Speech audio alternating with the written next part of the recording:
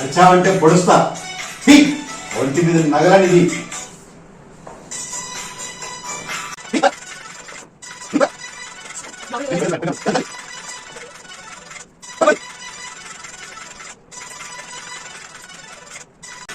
మర్యాదగా చెప్పు, ఏం లేవా? పద పద, బీరువా కాడికి పద. పద.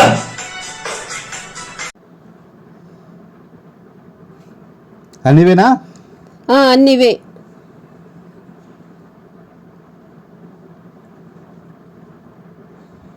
పెట్టు, దీంట్లో పెట్టు. ఏం లేవు కదా? డబ్బులు ఏం లేవు కదా? అయితే పద. చేరేసుకుని అలా కూర్చో.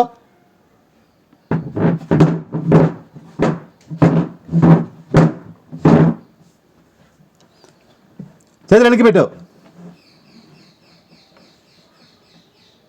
దొంగగారు నోరు మొయ్యి. నీకోసమేనయ్యా చెప్పేది నేను. నువ్వేం చెప్పొద్దులే, నోరు మూసుకో చాలు. మా వెనకింటి వాళ్ళ దగ్గర 6-7 వారాల నగలున్నాయి. ఇంకా మా పక్కింటి వాళ్ళ కాడ కూడా 20 లక్షలు క్యాష్ ఉంది. నేను వచ్చేంతవరకు నోరెత్తావా? కండిషన్ ఏంటి చెప్పు. వాళ్ళందరి దోచుకొని వచ్చాక నా నగలు నాకు ఇయ్యాల. ఓస్, అంతే కదా? సరే, నోరు తెరువు. జాగ్రత్త, ఏమన్నా పిచ్చి వేషాలు వేశావా పొడిచి పడేస్తా.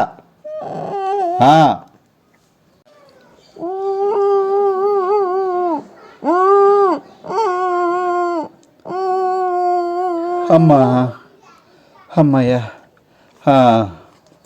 నువ్వు చెప్పినట్లే మొత్తం నగలు తెచ్చుకున్నాను. నేను వెళ్ళొస్తాను. నా కట్లు ఇప్పి నాకు నగలి. నోరెత్తావంటే పొడుస్తాను. దొంగలు మాట నిలబెట్టుకుంటా అనుకున్నావా? నిన్ను ప్రాణాలతో వదలమే గొప్ప సంగతి. జాగ్రత్త. కట్లన్నా ఇప్పిపో. సరే సరే ఉండు. దొంగ వేషాలు వేసావంటే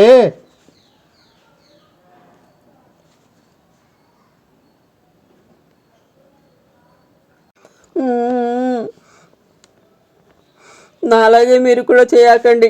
నగలన్నీ డబ్బాలలో వేసి చూడ పెట్టుకోవద్దు. అట్లా పెట్టుకుని నేను నష్టపోయాను చూడు. అక్కడ కొంచెం అక్కడ కొంచెం దాచిపెట్టుకోవాలి.